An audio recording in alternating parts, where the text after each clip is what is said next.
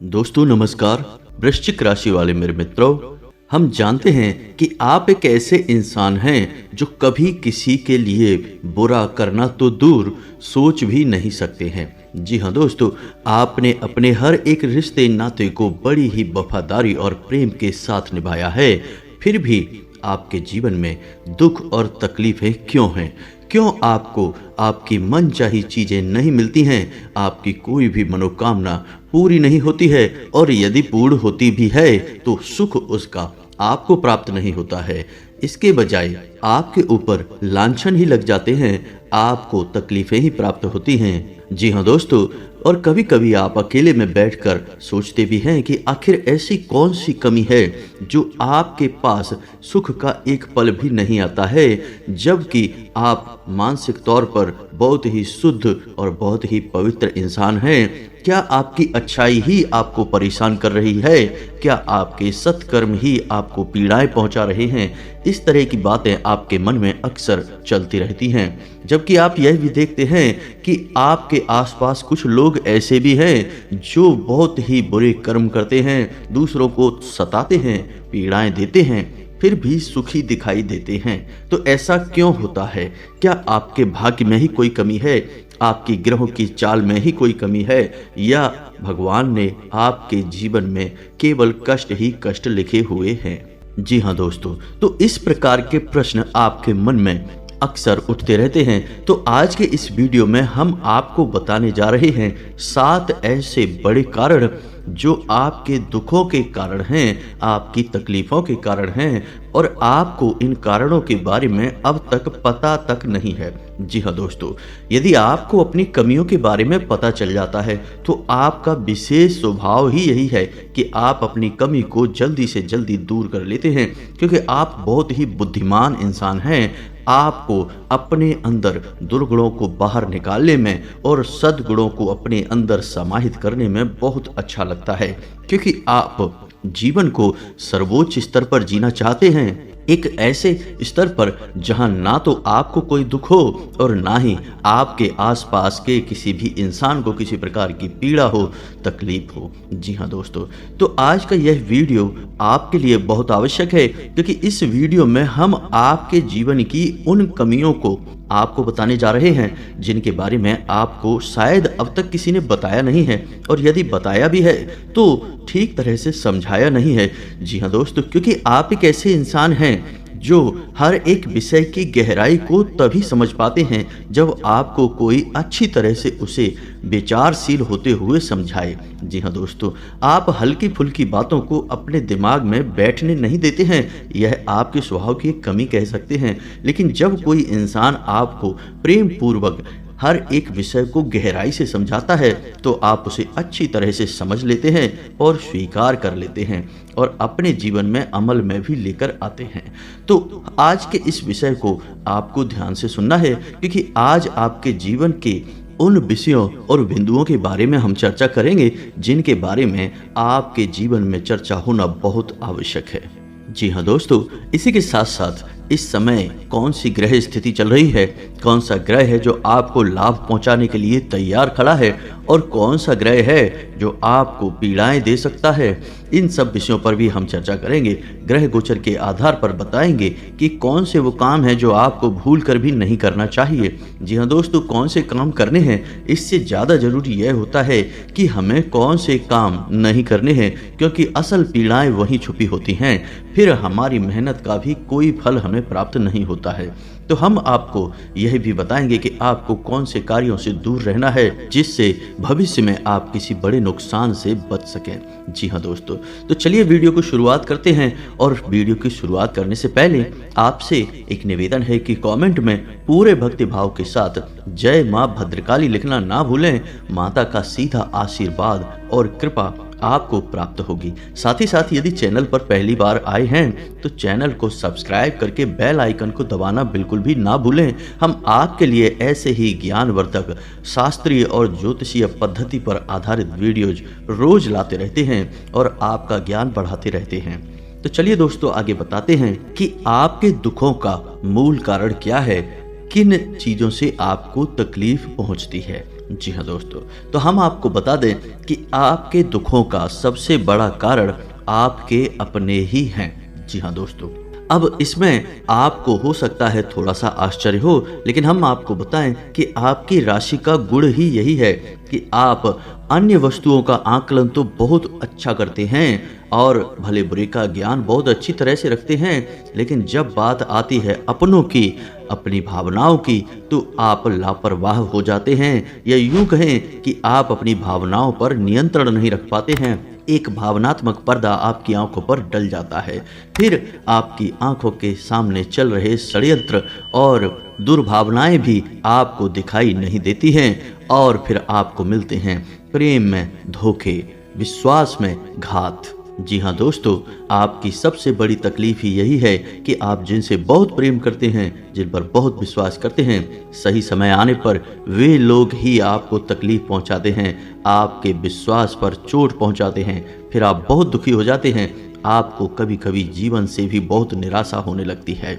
दोस्तों, असल में इस सब में आपकी भी पूरी गलती नहीं है। आपकी राशि में गुरु बहुत ही धीमा है और आपके लिए शुभ फलदायक नहीं है, आपको हमेशा परेशानियों में डालकर रखता है। अब ऐसे में आप अन्य मामलों में तो बहुत विचारशील हो जाते हैं, लेकिन भावनात्मक तौर पर जब आप विचार करते हैं तो आपकी विचारशीलता लगभग शून्य हो जाती है। तो ऐसे में आपको विशेष उपाय यह करना चाहिए कि आपको गुरुवार की पूजा पर विशेष ध्यान देना चाहिए। गुरुवार के दिन केले की जड़ के पास गाय के घी का बना हुआ एक दीपक जलाएं और हल्दी और चंदन से उस जड़ का पूजन करें। साथ ही साथ ओम ग्राम ग्रीम ग्रोम सह गुरुवे नमः इस गुरु मंत्र का आपको 108 बार जाप भी करना है, यानी एक माला जाप भी करना है। गुरुवार के दिन आपको यह उपाय करना है। आप देखेंगे कि आपकी बौद्धिक क्षमताएं अद्वितीय तौर पर बढ़ने लगी हैं। ना केवल आप अपने आसपास के माहौल को एक अलग तरह से देखने लगे हैं, साथ ही साथ आपका जीवन भी बदलने लगेगा। भले बुरे का ज्ञान खास तौर से भावनात्मक तौर पर रिश्ते नातों के मामले में एक अलग ही स्तर पर होगा आपका। जी हाँ दोस्तों, आपको अपने जीवन से जुड़ी ग्रह दशाओं को समझना बहुत आवश्यक है और उनके उपाय करना भी बेहद आवश्यक है। दोस्तों, अब बात करते हैं दूसरा बड़ा कारण जो आपकी तकलीफों का बहुत बड़ा कारण है। तो दूसरा बड़ा कारण यह है कि आप जल्दबाजी में फैसले ले लेते हैं। जी हाँ दोस्तों, जल्दबाजी आपकी समस्याओं की जड़ है। अब जल्दबाजी कैसी, तो ध्यान से समझिए कि जब भी आपको कोई व्यापार से जुड़ी हुई, बिजनेस से जुड़ी हुई या फिर किसी अन्य मामले की कोई भी योजना समझ में आती है या कोई भी उसे बताता है, तो आप उस योजना का पूर्ण आकलन नहीं करते हैं, बस उसके बड़े फायदे को देखकर ही आगे बढ़ जाते हैं। और यह बड़ा फायदा आपको नुकसान के अंधकार में ढकेल देता है। जी हाँ दोस्तों, तो आपके अंदर एक यह कमी है, बहुत बड़ी कमी है कि आप कभी कभी अपने जीवन के फैसले बहुत जल्दबाजी में ले लेते हैं। आपको थोड़ा सा विचारशील होना होगा और जहां आपको बहुत अधिक फायदा दिखाई दे रहा है, असल में वहीं तो आपके लिए जाल बिछाया गया है, तो आपको थोड़ा सा सतर्क हो जाना होगा। अब असल में यहाँ पर भी आपकी भावनाएं आपके ऊपर हावी हो जाती हैं और इन्हीं भावनाओं की वजह से आप अपनी पूर्ण बुद्धिमानी का इस्तेमाल नहीं कर पाते हैं और जल्दबाजी में लिए गए फैसलों की वजह से आप फंस जाते हैं। आपका पैसा फंस जाता है, आपका समय खराब हो जाता है और कभी कभी तो आपके ऊपर लांछन तक लग जाते हैं। जी हाँ दोस्तों, तो आपको थोड़ा सा सतर्क रहने की आवश्यकता है और इस तरह के फैसलों से बचने के लिए आपको धैर्यवान बनना पड़ेगा। जी हाँ दोस्तों, हम आपको बता दें कि आपके ऊपर शनि की विशेष नज़र रहती है, तो ऐसे में आपको शनि से जुड़े हुए उपाय अवश्य करने चाहिए, क्योंकि जितनी बार भी आपको आर्थिक नुकसान हुआ है, जितनी बार भी आपके जीवन में व्यापार में पैसे रुपए को लेकर नुकसान घाटा हुआ है, उसमें कहीं ना कहीं शनि का योगदान अवश्य है। तो आपको करना यह होगा कि शनिवार के दिन शनिदेव के मंदिर जाएं या फिर किसी पीपल के वृक्ष के नीचे जाएं और सरसों के तेल का एक दीपक अवश्य जलाएं और शनिदेव के मंदिर में जाकर छायादान भी अवश्य करें। अब कुछ लोग पूछते हैं कि छायादान क्या है, क्योंकि हमने अपने पिछले कुछ और वीडियोज में भी छायादान के विषय में बात की है। तो दोस्तों, आपको हम बता दें कि छायादान का विधान क्या है। दोस्तों, तो आप समझिए कि शनिदेव असल में छाया पुत्र हैं। जी हाँ दोस्तों, सूर्य पुत्र हैं और उनकी माता का नाम छाया था। तो जब कोई इंसान अपनी छाया शनिदेव को दान करता है तो शनिदेव बहुत प्रसन्न हो जाते हैं और शनिदेव की पीड़ाएं उसके ऊपर से समाप्त होने लगती हैं। जी हाँ दोस्तों, तो आपको भी छायादान करना होगा। अब छायादान के लिए आपको क्या संस्कार हैं, क्या तरीके हैं, यह समझना आवश्यक है। तो आप समझिए कि शनिवार के दिन आपको शनिदेव के किसी मंदिर में जाना है। अब आपको ध्यान यह देना है कि शनिदेव के मंदिर में शिला स्वरूप शनिदेव होने चाहिए, मूर्ति स्वरूप नहीं। तो यदि शिला स्वरूप शनिदेव हैं तो आप शनिदेव के मंदिर जाएं और शनिवार के दिन वहां पर छायादान करें। अब आपकी प्रक्रिया यह होगी कि आप एक बड़ा मिट्टी का दीपक लेकर मंदिर में जाएंगे और पूरे विधि विधान से शनिदेव की पूजा करेंगे, यानी सरसों के तेल का एक दीपक जलाएंगे, वह दूसरा दीपक होगा। इस दीपक में आप दीपक नहीं जलाएंगे, तो सरसों के तेल का एक दीपक जलाएंगे, ओम शम शनिश्चराय नमः इस मंत्र का एक माला जाप करेंगे और उसके बाद जो बड़ा दीपक मिट्टी का आप लेकर गए हैं उस दीपक को पूरा सरसों के तेल से भर देंगे। जी हाँ दोस्तों, पूरा उस दीपक को आप सरसों के तेल से भर देंगे। अब यह कार्य आपको रात को 9 बजे के बाद ही करना है। जी हाँ दोस्तों, यह विशेष तौर पर ध्यान देना है, दिन के समय इसे भूल कर भी ना करें। तो आपको मिट्टी से बने उस दीपक को पूरा सरसों के तेल से भर देना है और उसके बाद जब अपनी पूजा पाठ समाप्त हो जाए तब उस दीपक में एक बार आपको झांक कर देखना है, अपनी ही आकृति को देखना है। जी हाँ दोस्तों, और उस दीपक को आप शनिदेव की शिला स्वरूप मूर्ति के नज़दीक ही रखें, दूर न रखें, उसके सामने ही रखें और आपको झांक कर उस दीपक में देखना है। और जब आपको अपनी ही आकृति दिखाई दे जाए तो उसके बाद वापस हो जाना है। फिर आपको सीधे मुड़कर अपने घर चले आना है, पीछे मुड़कर नहीं देखना है। जी हाँ दोस्तों, अब यह प्रक्रिया है छायादान की। आपने शनिदेव को अपना छाया स्वरूप दान कर दिया है। अब इस प्रक्रिया से, हालांकि यह प्रक्रिया है बहुत छोटी, देखने में भी सामान्य लगती है, लेकिन इसका प्रभाव बहुत ही अधिक है। जी हाँ दोस्तों, यह ऊर्जाओं की बात होती है। हमें देखने में लग सकता है कि इसमें क्या है, ये तो बहुत छोटी सी बात है, लेकिन असल में इससे ऊर्जाओं के क्षेत्र बदलते हैं और दैवीय ऊर्जाएं हमारे जीवन में प्रवेश करती हैं। तो आपको फिर घर वापस आ जाना है और उसके बाद आपको अपने हाथ पैर मुंह धोने के बाद अपने दैनिक कार्य शुरू कर देने हैं। इस विषय पर किसी से चर्चा नहीं करनी है, घर में भी किसी को इस विषय पर जानकारी नहीं देनी है, गुप्त रूप से आपको यह कार्य करना है। जी हाँ दोस्तों, उम्मीद है आपको समझ में आ गया होगा कि छायादान क्या होता है और इसे करने का विधि विधान क्या है। अब बात करते हैं अगले कारण की कि आपके दुखों का कारण क्या है। तो दोस्तों, आपके दुखों का एक और बहुत बड़ा कारण है और वह है ईश्वर में आपकी भक्ति और आपके संकल्प। जी हाँ दोस्तों, आपको सुनकर थोड़ा सा आश्चर्य हुआ होगा, लेकिन बात वैसी नहीं है जैसी आपको समझ में आ रही है। तो होता असल में यह है कि आप ईश्वर की पूरी भक्ति करते हैं, आपके मन में ईश्वर के प्रति पूरा आदर और सम्मान है, भाव है, भक्ति है, सब कुछ है।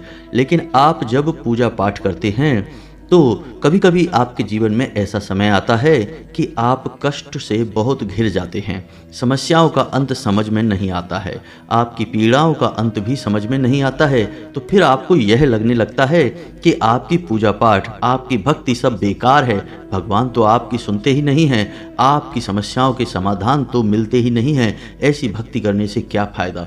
और कभी कभी तो आप इससे भी कहीं आगे बढ़ जाते हैं और भगवान के प्रति ना केवल नकारात्मक विचार लेकर आते हैं, बल्कि अपने मुंह से कभी कभी अपशब्द भी बोल देते हैं। यह बहुत ही गलत है दोस्तों। आपको इस चीज़ का ध्यान देना होगा कि आपको अपने जीवन के उतार चढ़ाव जो भी आपके जीवन में हो रहे हैं, समस्याएं आ रही हैं, घटनाएं घट रही हैं, उन्हें ईश्वर का नाम लेते हुए ही निकालना है। अब होता यह है कि आप पूजा पाठ कर रहे हैं, पूरे भक्ति भाव के साथ कर रहे हैं, फिर भी आपकी समस्याओं का अंत नहीं हो रहा है, आपको सुख का कोई पल प्राप्त नहीं हो रहा। तो ऐसे में आपको लगता यह है कि भगवान आपकी सुन नहीं रहे हैं और आप फिर नकारात्मक विचार अपने मन में लाने लगते हैं। लेकिन आप समझिए कि कर्म का विधान क्या होता है। तो कर्म का विधान यह है कि जब आप सात्विक जीवन जीते हैं, भक्ति भावमय जीवन जीते हैं, तो फिर आपके जो नकारात्मक कर्म हैं, जो आपको भविष्य में बड़ी पीड़ाएं देने वाले हैं, भगवान उन पीड़ाओं को काटना शुरू कर देते हैं। जी हाँ दोस्तों, भक्ति मार्ग एक ऐसा मार्ग है जो हर एक पीड़ा को काट सकता है, हर एक पाप कर्म को भी काट सकता है। तो आपकी दुख तकलीफें इसी वजह से हैं क्योंकि आपके द्वारा किए गए कहीं ना कहीं किसी और जन्म में या इसी जन्म में जाने अनजाने में भी किए गए नकारात्मक कर्मों के सारे फल कटने शुरू हो जाते हैं। जी हाँ दोस्तों, लेकिन जैसे जैसे आपकी भक्ति प्रबल होती जाती है, इन कर्मों के कटने की गति भी तेज होती जाती है और फिर एक दिन ऐसा होता है कि अचानक संपूर्ण नकारात्मक कर्म कट जाते हैं और फिर आपकी की गई भक्ति का संपूर्ण फल आपको एक झटके से प्राप्त होता है। और फिर इसे ही लोग चमत्कार होना कहते हैं। रातों रात अमीर हो जाना, रातों रात बहुत सारा सुख प्राप्त हो जाना। जी हाँ दोस्तों, जीवन में अचानक सफलताएं मिल जाना, यह इसी बात का प्रमाण है। जी हाँ दोस्तों, हमारे एक मित्र हैं जो बहुत लंबे समय तक संघर्ष में रहे। हालांकि उनके जीवन में पहले थोड़ी बहुत नकारात्मकता थी, उनकी गतिविधियां थोड़ी सी नकारात्मक थीं, लेकिन बाद में उन्होंने अपना सात्विक जीवन चुना, पूजा पाठ किया और आपको आश्चर्य होगा कि लगभग 16-17 सालों तक उन्होंने कई तरह के व्यापार किए, लेकिन हर एक व्यापार में घाटा, हर एक व्यापार में नुकसान हुआ और बहुत अधिक मानसिक पीड़ाएं हुई।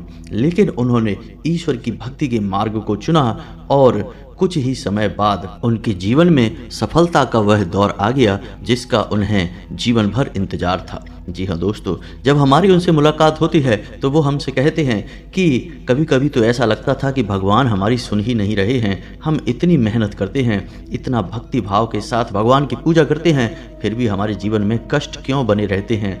मन में कई प्रकार के प्रश्न आते थे, लेकिन उन्होंने अपने सात्विक जीवन को कभी नहीं छोड़ा और फिर लगभग 14-15 वर्षों के बाद उनके जीवन में ऐसा समय आया कि आज उनके पास ना तो धन दौलत की कोई कमी है, अपार संपत्ति आ गई है और रिश्ते नातों में भी भरपूर प्रेम और भाव उन्हें प्राप्त हो रहा है। यानी कहा जाए तो उन्हें संपूर्ण सुखों का अब लाभ प्राप्त हो चुका है और जीवन भी पूर्ण रूप से सात्विक बना हुआ है। तो यह इस बात का प्रमाण है कि ईश्वर पहले आपके द्वारा किए गए नकारात्मक कर्मों को काटता है और भक्ति मार्ग में रहने वाले लोगों के कर्म बड़ी तेजी से कटते हैं। यानी जिन कर्मों को काटने के लिए आपको कई जन्म लेने थे, उन कर्मों को काटने में कुछ वर्षों का या महीनों का समय लग सकता है। जी हाँ दोस्तों, तो आपको अपनी भक्ति मार्ग को नहीं छोड़ना है, ईश्वर पर आस्था बनाकर रखनी है और आपको यह समझना है कि यदि पूजा पाठ करते हुए भी जीवन में आपकी तकलीफें हैं तो आप समझिए कि आपके नकारात्मक कर्म, आपके जाने अनजाने में किए गए पाप कर्म कट रहे हैं और एक दिन आपको आपकी इस भक्ति और पूजा पाठ का संपूर्ण फल प्राप्त हो जाएगा। क्योंकि इस फल और आपके बीच में जो बाधा है वह है आपके द्वारा किए गए नकारात्मक और पाप कर्म। साथ ही साथ दोस्तों, संकल्प की बात भी की जाए तो आपके जीवन में एक बड़ी समस्या यह भी है कि पूजा पाठ के लिए आप जो भी संकल्प लेते हैं उसे पूर्ण बहुत मुश्किल से ही कर पाते हैं। जी हाँ दोस्तों, कभी कभी तो जीवन में कुछ प्रकार की बाधाएं आ जाती हैं जिसकी वजह से संकल्प पूर्ण नहीं हो पाते हैं और कभी कभी आप स्वयं ही आलस दिखा जाते हैं या फिर नकारात्मक हो जाते हैं और अपने संकल्प को तोड़ देते हैं। तो यदि आपने किसी प्रकार की कोई पूजा पाठ उठाई है या यूं कहें कि कोई अनुष्ठान शुरू किया है तो उसे आप पूर्ण संकल्प के साथ करिए और आपकी मनोकामना पूर्ण होगी और आपका जीवन बदलेगा। लेकिन आपको संकल्प पूर्ण अवश्य करना चाहिए। जब आप संकल्प को अधूरा छोड़ देते हैं तो पुण्य के बजाय आपके खाते में पाप लिख जाता है, क्योंकि यह देवी शक्तियों का सीधा अपमान माना जाता है। तो या तो आप संकल्प उठाइए मत, और यदि आपने उठाया है तो फिर आप उसे जी जान लगाकर पूरा करिए दोस्तों। यही तो पूजा पाठ का विधान है और यही ईश्वरीय विधान भी होता है। जी हाँ दोस्तों, अब बताते हैं आपकी तकलीफों का आखिरी और सबसे बड़ा कारण, और वह कारण है आपका गलत समय पर किया गया क्रोध। जी हाँ दोस्तों, आपको अक्सर क्रोध गलत समय पर ही आता है। जैसे कि आपके काम की जगह पर किसी प्रकार का विवाद हो गया तो आपके मन में वहाँ जो क्रोध भर गया है वह आकर आपके घर में निकलेगा, आपके अपनों पर, आपके प्रियजनों पर निकलेगा। और ऐसे में होता यह है कि आपके घर में, आपके आसपास ऊर्जा का क्षेत्र दूषित होता है और नकारात्मक ऊर्जा एकत्रित होती है जो आपको बहुत नुकसान पहुंचाती है, आपके जीवन की गति में बाधा का काम करती है। तो आपको अपने क्रोध पर नियंत्रण रखना बहुत आवश्यक है।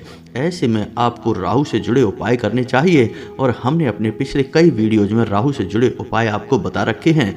फिर भी यदि आपको समझना है तो हम आपको बता दें कि भगवान भोलेनाथ पर जब आप जल अर्पित करें तो उसमें थोड़े से काले तिल मिला लें और काले तिल मिला हुआ जल आप भोलेनाथ को अर्पित करें। इससे आपका राहु जो नकारात्मक है वह आपके लिए शुभ फलदायक हो जाएगा।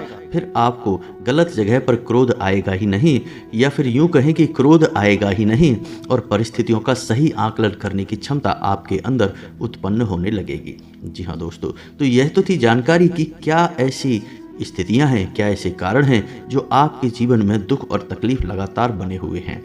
अब आपको बता देते हैं कि ग्रह स्थितियों के अनुसार आपको किस प्रकार से अपना जीवन जीना है, क्योंकि आपको यह जानना बहुत आवश्यक है कि ग्रह स्थितियां किस प्रकार बदलती रहती हैं और आपके जीवन में किस प्रकार प्रभाव डालती हैं। तो दोस्तों, जैसा कि हमने आपसे कहा कि गुरु इस समय आपके ऊपर नकारात्मक प्रभाव डाल रहे हैं, तो ऐसे में आपको अपने जीवन के बड़े फैसले नहीं लेने चाहिए, टाल देने चाहिए, क्योंकि इसमें आपका नुकसान हो जाएगा, घाटा हो जाएगा। तो व्यापार से जुड़े बड़े फैसले अभी आपको नहीं लेने हैं। कोई बड़ी यात्रा या किसी प्रकार की बड़ी डील आप करना चाहते हैं तो अभी उसे टाल दें, कुछ समय बाद आप उस डील को करें, तभी आपको फायदा होगा। दूसरा कि आप किसी बड़े निवेश के बारे में सोच रहे हैं, शेयर मार्केट वगैरह में पैसे लगाते हैं, तो ऐसे में आपको सतर्क हो जाना है। बिना सोचे समझे किया गया निवेश आपको परेशानी में डाल देगा। जी हाँ दोस्तों, इसी के साथ साथ आपको अपने अपनों में ही छुपे दुश्मनों को, अपने शत्रुओं को भी पहचानना बहुत आवश्यक है, क्योंकि कुछ लोग आपके आसपास ऐसे हैं जो आपकी भावनाओं के साथ खिलवाड़ करते हैं, आपके संसाधनों को और आपके जीवनीय ऊर्जा को चूसते रहते हैं, आपकी खुशियों को सोखते रहते हैं। यानी कि मेहनत आप करते हैं लेकिन परिणाम और अच्छे फल उन्हें प्राप्त हो जाते हैं, क्योंकि वे लोग आपके बारे में गलत भावनाएं रखते हैं। तो आपको उन्हें जल्द से जल्द पहचानना बहुत आवश्यक है और उनसे दूरी बना लेना भी जरूरी है। दोस्तों, जब तक आप अपनों में छुपे हुए शत्रुओं को नहीं पहचान पाएंगे तब तक आपके जीवन में तरक्की हो पाना संभव नहीं है, बाधाएं उत्पन्न होती ही रहेंगी। जी हाँ दोस्तों, अपने कार्यस्थल पर यदि आप जॉब करते हैं, नौकरी करते हैं, तो अपने कार्यस्थल पर अपने सहकर्मियों से किसी भी प्रकार के विवाद से बचें दोस्तों, क्योंकि आपके सहकर्मियों में भी आपके लिए जलन की भावना होती है, क्योंकि आपकी कार्यशैली, आपके कार्य करने के तौर तरीके कुछ इस प्रकार के होते हैं जिनसे लोगों को अक्सर जलन होती है, क्योंकि आप अपने उच्च अधिकारियों का हमेशा अपनी ओर ध्यान खींचते हैं और आपकी वाहवाही होती है। इस वजह से आपके सहकर्मी अक्सर आपसे जलते रहते हैं और आपके खिलाफ षड्यंत्र करते रहते हैं। तो ऐसे में आपको अपने सहकर्मियों से थोड़ा सा सतर्क रहने की आवश्यकता रहेगी और किसी भी प्रकार के विवाद से बचना होगा। जी हाँ दोस्तों, अब हम बताएं कि आपके दाम्पत्य जीवन में भी थोड़ा सा तनाव का माहौल चल रहा है, आपसी खींचतान का माहौल चल रहा है, तो आपको थोड़ा सा वहाँ पर संतुलन बनाना बहुत आवश्यक है। अपने जीवन साथी के मन की भावों को समझते हुए ही उसके साथ बर्ताव करें। हो सकता है कि कभी कभी आपको ऐसा लगे कि आपका जीवन साथी आपके साथ अच्छा नहीं कर रहा, नकारात्मक बर्ताव लगे, लेकिन आपको थोड़ा सा धैर्य के साथ काम लेना चाहिए, क्योंकि कुछ समय बाद उसका नकारात्मक बर्ताव भी आपको अच्छी तरह से समझ में आ जाएगा और उसमें छुपी हुई अच्छाई भी आपको दिखाई देनी शुरू हो जाएगी। तो आपको अपने पारिवारिक संतुलन को बनाना भी बहुत आवश्यक है, क्योंकि आपके परिवार और आपके जीवन साथी से ही आपको सकारात्मक ऊर्जा प्राप्त हो रही है। जी हाँ दोस्तों, और इस सबसे महत्वपूर्ण कि आपको 2 कार्य अवश्य करने हैं जो हमने अभी आपको वीडियो में बताए हैं कि गुरुवारी पूजा जीवन में जरूर शुरू करें, जल्द से जल्द शुरू करें, आपको बहुत विशेष लाभ प्राप्त होंगे। साथ ही साथ शनिदेव को छाया दान भी अवश्य करें। जी हाँ दोस्तों, 11 शनिवार आपको शनिदेव को छाया दान करनी है और गुरुवारी पूजा का भी आप चाहें तो कोई संकल्प ले सकते हैं, जैसे 21 गुरुवार तक आप व्रत रहेंगे और पूजा पाठ करेंगे, तो आपके जीवन में बदलाव आने निश्चित हैं, परिणाम अच्छे आने निश्चित हैं। उम्मीद है दोस्तों कि वीडियो में बताई गई बातें आपको अच्छी लगी होंगी, आपके जीवन में किसी प्रकार का बदलाव अवश्य लेकर आ पाएंगे। इसी के साथ आज के इस वीडियो को विराम देते हैं। यदि आपके मन में कोई प्रश्न है तो आप कमेंट करके पूछें, हम आपके प्रश्नों के जवाब देने की पूरी कोशिश करेंगे। कमेंट में पूरे भक्ति भाव के साथ जय माँ भद्रकाली लिखना ना भूलें, माता का सीधा आशीर्वाद आपको प्राप्त होगा। मिलते हैं अगले ज्ञानवर्धक वीडियो में, तब तक के लिए धन्यवाद। जय माता की।